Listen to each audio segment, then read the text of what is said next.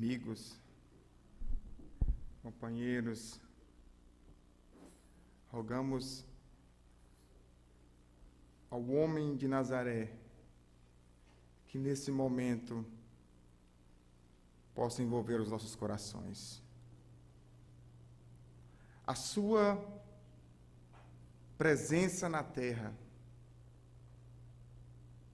foi a materialização da paz.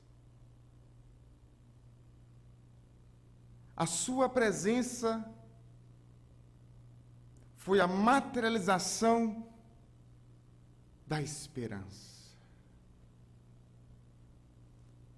A sua presença foi a materialização da consolação. Jesus, em todo o seu tempo que passou pela terra, colocou paz, esperança e consolação em cada coração que encontrava com Ele. Dos corações mais duros aos corações mais sofridos. Dos mais ricos aos mais pobres dos pobres. Dos cegos físicos aos cegos espirituais. Dos aleijados, dos leprosos, todos eles receberam a presença de Jesus. Todos aqueles que aproximaram de Jesus nunca mais foram os mesmos. Mesmo aqueles onde havia a indiferença, a perversidade, nunca foram mesmos. Jesus deixou na terra o seu legado de consolação. Mas era o momento de partir. E é no capítulo 14 de João que ele começa a preparar os discípulos para a sua partida. Se me amardes e guardareis os meus mandamentos, eu rogarei ao Pai, e Ele vos enviará um outro Consolador, que ficará convosco para sempre. Mais à frente, ele diz: não vos deixarei órfãos, porque é o Espírito de verdade, aquele que virá, vos ensinará tudo o que foi dito e relembrará tudo aquilo que falei.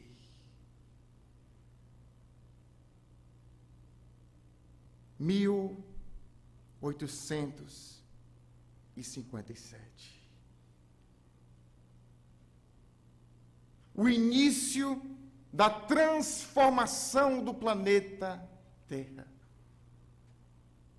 O princípio da transição desse nosso planeta de provas e expiações para a regeneração. Foi quando deu-se o advento do Espiritismo, o livro dos Espíritos. Aquele livro que foi trabalhado arduamente pelas mãos de Allan Kardec. O homem que trabalhou incessantemente para pesquisar fenômenos que estavam acontecendo em Paris, em 1855. Eram fenômenos peculiares, de mesas que giravam e que davam respostas. As meninas que queriam casar perguntavam: quando que eu vou casar? Aquele que estava desempregado perguntava: quando que eu vou arrumar a trabalho? E as mesas respondiam. Mas as pessoas viam naquele fenômeno algo banal, uma brincadeira no meio social. Mas o professor, pedagogo, escritor da época, Hippolyte Léon Denis Rivail, quando se deparou com esse fenômeno, que uma mesa girando e dando respostas, ele falou assim: não pode ser. Como é que uma mesa pode dar respostas? Se ela não tem cérebro, se ela não tem nervos, como é que ele pode? Então ele foi observando o fenômeno, observando, e chegou à conclusão que existia uma causa inteligente. Porque todo efeito inteligente vem de uma causa inteligente. Aí iniciou o advento do Espiritismo. Ele começou agora a indagar. Ele descobriu que quem estava por trás dos fenômenos era nós, quando batemos as botas, quando morremos, quando passamos para o outro lado, quando desencarnamos, a qualquer nome que a gente queira dar. Quando passamos para o outro lado da vida, a inteligência não morre, o espírito não morre, o corpo que fica. O corpo fica e o espírito vai viver a vida espiritual no plano espiritual. E esses espíritos respondiam através do fenômeno de efeito físico. Então Kardec pegou uma cesta de bico, colocou um lápis no meio da cesta, e os médiuns colocavam a mão e a cesta ia girando até que dava respostas. Imagina, gente, para psicografar um livro. Era uns 10 anos, né, gente? Então, passaram o tempo e descobriram que se o médium pegasse o lápis, ou a pena, com a mão, ele podia escrever mais rápido. E surgiu a psicografia. Psicografia. Foi nesse instante que Kardec agora começa a elaborar perguntas de cunho filosófico, científico e religioso. Mas não para por aí. Ele manda as perguntas para vários países da Europa. Era danado, não era, gente? Até para a América. Depois que ele mandava todas as perguntas, vinham todas as respostas. E ele ia analisando, resposta por resposta, pergunta por pergunta. Ele fazia pergunta em holandês, o espírito respondia em inglês. Em francês, respondia em holandês. Para poder ter a confirmação do fenômeno, que era algo sério. E as perguntas foram feitas, até que surgiu o primeiro livro dos Espíritos, com 600 e poucas perguntas, com 3 partes. Mais à frente, ele, então, elaborou esse livro dos Espíritos, que nós conhecemos hoje, com 1018, outros com 1019 perguntas, com 4 partes distintas. A primeira parte, Kardec vai trabalhar com Deus, a criação. Era uma necessidade muito grande na época para nós entendermos o que era Deus.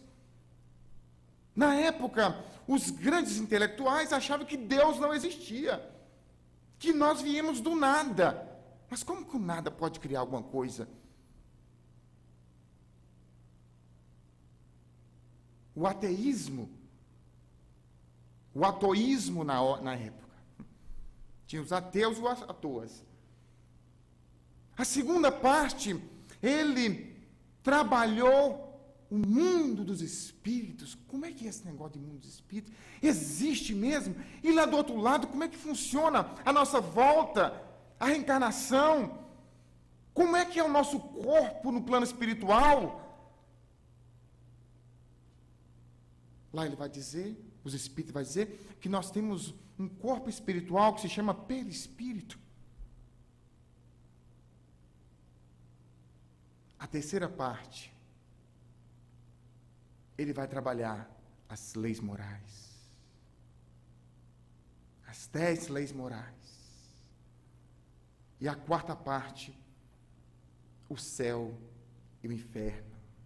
Das felicidades e consolações. O que acontece conosco quando a gente bate a bota? Para onde que a gente vai?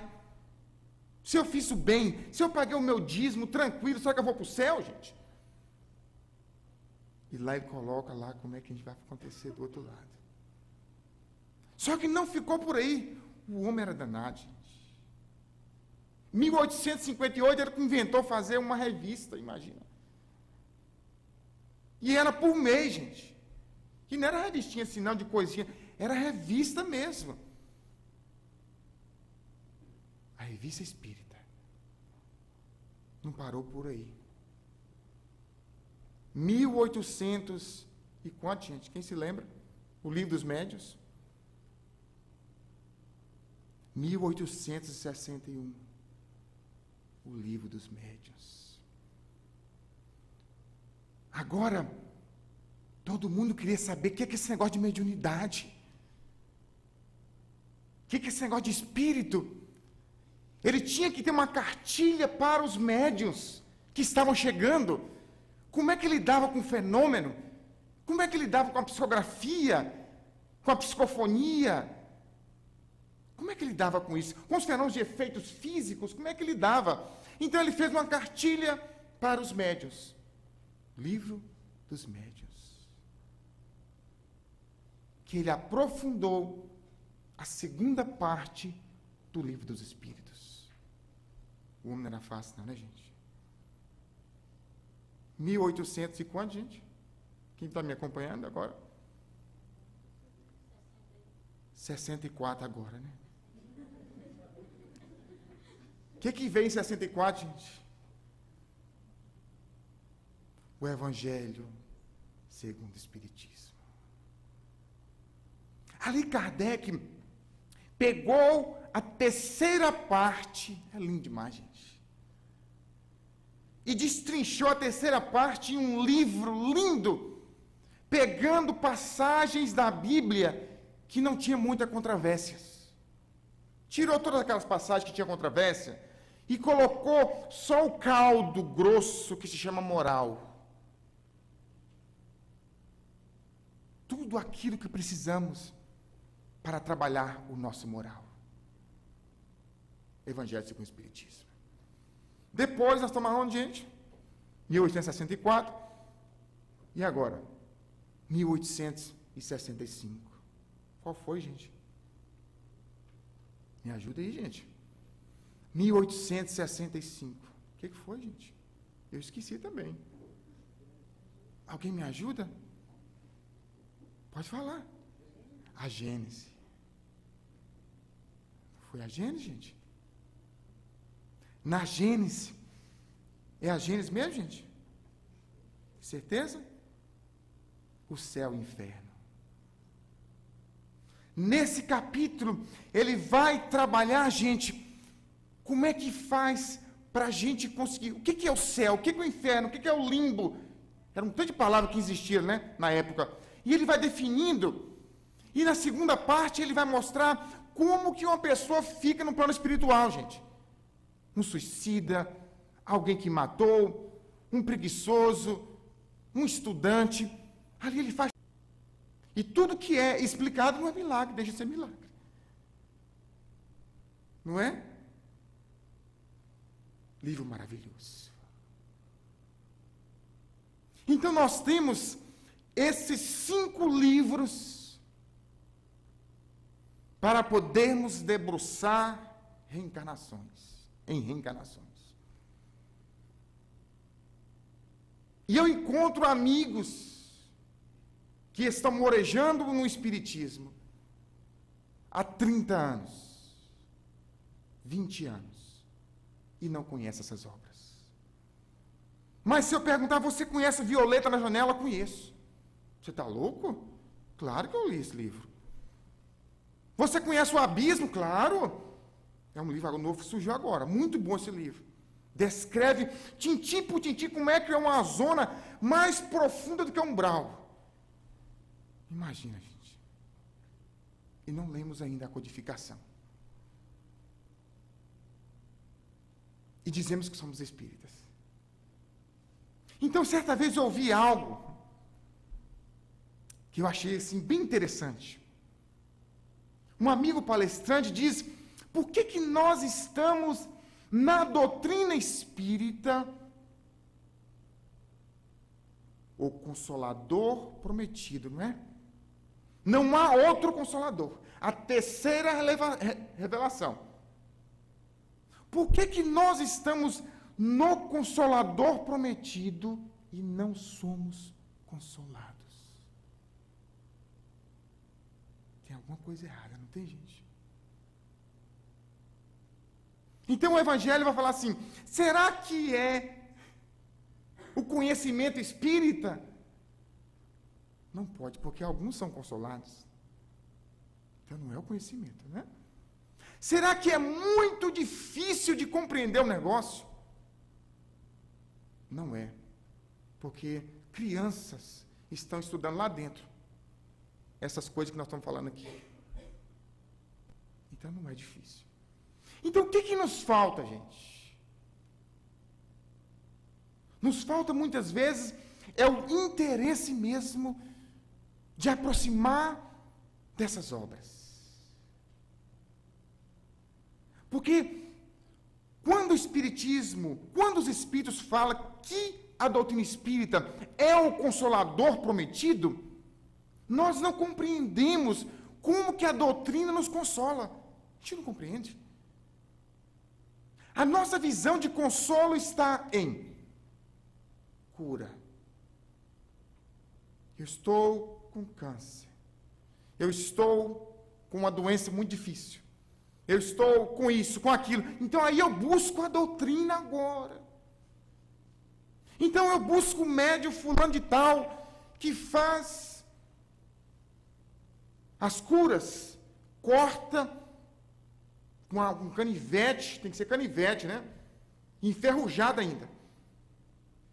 Então ele corta e arranca o tumor, e aquilo para mim: agora eu sou consolado. Os primeiros dias é maravilha, não é? Que maravilha, estou livre do câncer. Vou para a casa espírita. Venho para a casa espírita, mas não aproximo do Consolador. O que acontece, gente? Por falta de conhecimento, por falta de entendimento, eu continuo fazendo as mesmas baianadas e mineradas que eu fazia antes. Aí o câncer que estava no fígado viaja para o estômago. Entendendo? Então, a verdadeira cura não é a cura física, gente. Não é a cura física. A verdadeira cura é a cura espiritual. E essa cura espiritual, ela só se consegue com autodoutrinação. Autodoutrinação, gente. Conheça a verdade, e a verdade vos libertará. Jesus. Nós pegamos o movimento espírita hoje, Casas espíritas com 200 participantes. Nas palestras. Mas nos estudos, 10, 15. Então, nós estamos fugindo à proposta de Kardec. A proposta de Kardec era grupos pequenos, mas de estudo. Sabe por quê? Para nós podermos assimilar, beber desse Consolador, gente. Como é que eu vou entender uma enfermidade em mim se eu não entendo a lei de causa e efeito? Se eu entendo a lei de causa e efeito, a enfermidade passa mais a não ser uma enfermidade. Passa a ser um meio de purificação do meu corpo espiritual. Olha como é que as coisas modificam. É por isso que a doutrina espírita é o Consolador prometido.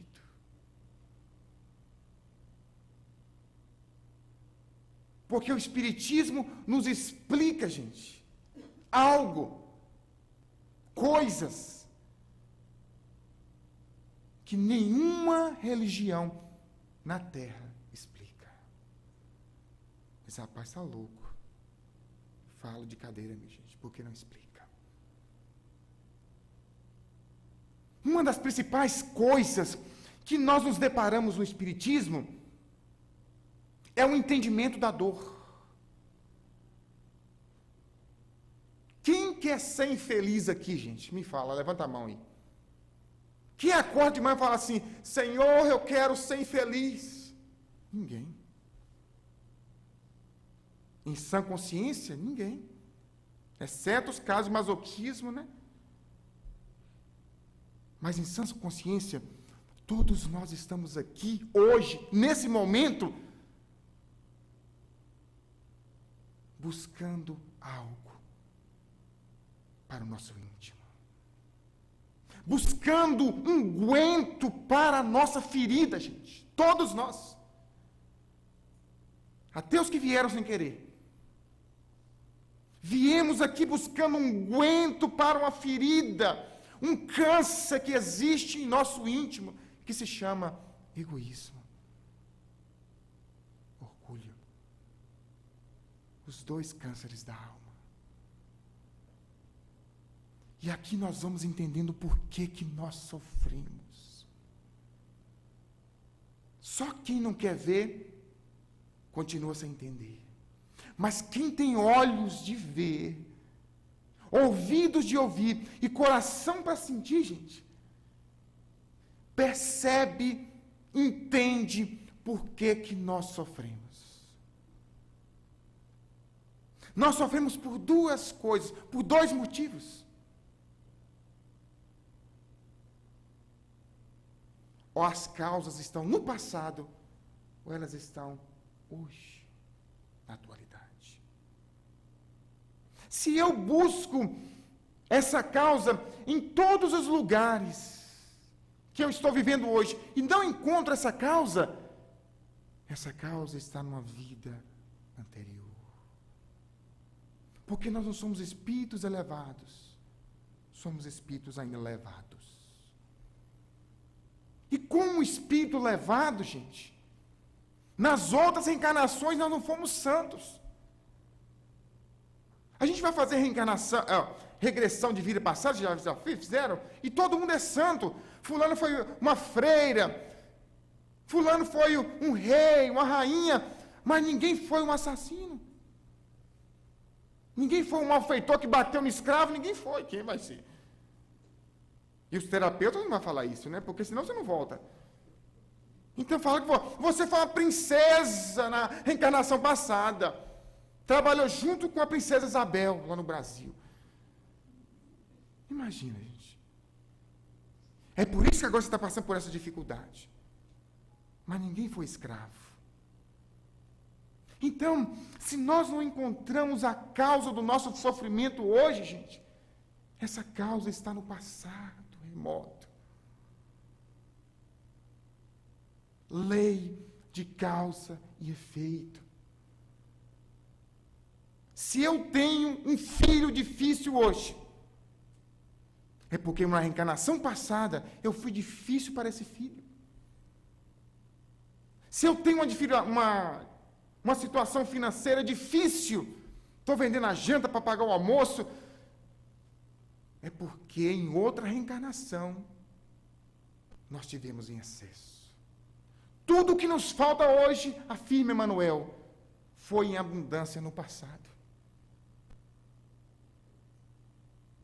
Se nós não somos muito belos hoje no corpo, né? É porque na reencarnação passada a gente foi bem rejeitado. E Deus manda a gente para cá, e é no plano espiritual que a gente pede. Está no livro Missionários da Luz, do capítulo 10 ao 12. A gente chega para os espíritos e fala, me manda com aquele cabelo pichuim, porque o cabelo escorrido é uma beleza demais, me manda para me ter trabalho, para puxar ele para baixo. Eu peço, gente. Me manda com um pezinho meio torto, com um olhinho meio zaroio assim, para me usar óculos, aqueles óculos bem de fundo de garrafa, para não ficar bem feio, para ninguém me perceber. A feiura é tratamento para narcisistas. O narcisismo que toma conta de nós em outras reencarnações, e na próxima a gente vem com aqueles fundos de garrafa. Porque nós sabemos aproveitar a nossa oportunidade. Então, nós estamos na doutrina do Consolador, que nos ensina como lidar com o sofrimento. A gente não gosta nem de falar de sofrimento, não é, gente? Sofrer, mas de jeito nenhum. Eu não sofro, não. Tem gente aqui que engana. Eu vou tirar umas férias do sofrimento. Ficar um mês lá no Brasil, depois volta, o sofrimento está aqui esperando. Mas não, o sofrimento nos faz encarar. Outras pessoas buscam a droga para correr do sofrimento, para anestesiar a consciência. Outras buscam o álcool. Outros buscam a prostituição. Outros buscam cada meio diferente de fuga psicológica, fugindo do sofrimento, fugindo da realidade existencial. Só que a doutrina espírita nos coloca diante do sofrimento. Aqui está, Manuel. Bem sofrer e mal sofrer. Capítulo 5 do Evangelho segundo o Espiritismo. Lá tem um item que diz bem sofrer e mal sofrer. Bem sofrer é aquela pessoa que entende o sofrimento como forma de aprimoramento íntimo. Mal sofrer é aquele que revolta com tudo e com todos e com Deus, principalmente. Por que eu? Por que não foi o marido de fulano que desencarnou, gente? Agora eu estou viúva. Por que não foi o filho de fulano que desencarnou? Por que não é fulano que está desempregado e não eu? Por que é eu? Nós não entendemos o sofrimento. E o sofrimento, a dor, os Espíritos nos ensinam que é um alarme para nós, espíritos. Com uma dor física. Imagine você com um apêndice. A apêndice, ela começa a dar aquelas dorzinhas. Mas aceitar essa dor que é o desafio nosso. E como que a gente reclama, não é, gente? Nossa Senhora, gente. A gente acorda de manhã já reclamando. E às vezes não é nem sofrimento, não, gente. É só um tapinha só que Deus está dando ali na bunda, só uma coisinha de nada. E a gente já começa a murmurar, por que eu? Eu acordo de manhã, está aquele dia nublado, chuva. Por que chuva hoje? Preparei para ir para a praia. Chega o verão. Que lindo verão, né, gente? Aquele sol. E tem criaturas ainda que não gostam do verão, gente. Quem é que aguenta esse calor infernal, gente? E aí vai embora o verão. chega o inverno. Quem é que aguenta esse inverno? Esse frio que você não pode sair de casa. Chega a primavera, gente. Aquelas flores para todo canto. Quem é que aguenta aquele cheiro? Alergia? Não é, gente? Não tem jeito, não tem onde. Trabalho. A gente já está no trabalho pensando no outro. 2 anos que eu estou aqui, isso aqui não presta, tem que arrumar outro. Não está assim, e passe para o outro. E aí fico 2, que lindo, agora encontrei meu trabalho, é esse aqui mesmo. 2. E quantos que reclamam daqui dos Estados Unidos, gente? Da situação daqui? Quem é que vive num país desse? Todo mundo solitário, ninguém gosta de ninguém, todo mundo falso, todo mundo isso, aquilo outro. Então por que não vai embora para o Brasil? E aí vai. Mas quando chega no Brasil, é tudo bom, você está com verdinha, 1 mês, 2 meses, verdinha, churrasco para todo lado, o padeiro leva o pão em casa, leite em casa, é tudo tranquilo. Depois de 6 meses, as verdinhas começam a desaparecer, os amigos começam a desaparecer, a carne já não vem mais em casa, o padeiro já não vem mais, os amigos da cerveja somem do churrasco, e você olha para os 4 e diz, o que eu estou fazendo aqui, Senhor? Eu era feliz lá nos Estados Unidos, não sabia. E volta pelo México. E faz todas aquelas promessas. E promete, agora quando eu chegar lá, eu vou trabalhar incessantemente pelo Espiritismo. Aí os espíritos enganam os pobrezinhos dos espíritos, sabe? Ajuda e ele passa. E chega no centro. Nossa, aquela pessoa que irradiando. São Francisco de Assis, que voltou do Brasil, vou pegar tudo e começa a fazer tudo, e faz isso, aquilo outro. 2 semanas, São Francisco vai desaparecendo. Vinha 3 vezes no centro, vem 2. 4 semanas, 2 meses, é uma vez. 6 meses, 8 meses, esse lugar não presta. É um lugar de pessoas tristes. É isso, é aquilo, é a reclamação, gente. Estamos sempre reclamando. Quem conhece a história de Jerônimo Mendonça? Quem conhece, levanta a mão. Ninguém conhece o Jerônimo Mendonça? Só 2 aqui conhecem. Jerônimo Mendonça era um grande, foi um grande pregador espírita. Jerônimo Mendonça abriu 3 casas espíritas. Jerônimo Mendonça abriu uma livraria espírita. Escreveu 6 livros. Que homem feliz, não é, gente? Um homem desse, eu gostaria de ser. Quem gostaria de ser esse homem aqui, gente? Levanta a mão. Ninguém gostaria de ser ele, gente? Mas um homem desse todo mundo queria ser. Esse homem, ele sorria à distância, todo mundo ouvia. As suas palestras, a maioria das palestras eram alegria de viver, vencer sofrimento.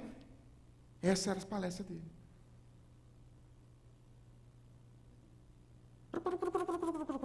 Voltar tudo. Jerônimo Mendonça, 18 anos de idade, começou a sentir umas dores nas juntas, nas articulações. Era um homem forte, chamava de Tarzan. Ele assistia o filme de Tarzan e ficava olhando no espelho, assim que ele parecia com Tarzan. Certo dia, esse Tarzan entrou numa casa espírita e estava assistindo a palestra. Então, um médium disse, o Tarzan, tem um Tarzan aqui no auditório. Ele disse, como é que esse espírito me achou aqui, gente? Ninguém sabia disso, só ele que sabia, porque ela olhava no espelho. O espírito disse a mensagem, Tarzan, abre o olho, segure no cipó da esperança, porque a selva da aflição está próxima. Ele disse, opa. Certo dia, estava assistindo o filme O Vento Levou, de pé. Assistindo o filme, o vento levou naquela emoção, quando estava beijando e tudo, né, aquele homem, e foi, todo mundo assistiu aqui, né? De repente ele ficou parado como uma estátua, não movia para lugar nenhum. O corpo parou tudo. Tiveram que pegá-lo como se fosse uma estátua. As articulações. Uma doença tomou conta do seu corpo que ele teve que usar muletas. Não parou por aí. Depois das muletas, foi à cama. Não podia levantar, caminhar e nem mover-se. Tinha um saco de 30 quilos que colocava no seu peito, para ele poder, para o coração poder bater de forma normal. Pensa que parou por aí, gente? Ficou cego de um olho. Pensa que parou por aí, gente? Ficou cego do outro olho. Cego, paralisado numa cama. Um dos maiores pregadores do Espiritismo no Brasil. 3 casas espíritas, já pensou, gente? Abertas. E 6 livros escritos. Dá para a gente ir para casa com vergonha, né? Eu fico com vergonha quando eu leio a biografia dele. Esse homem falava que certa vez um homem saiu de São Paulo, porque foi indicado por alguém.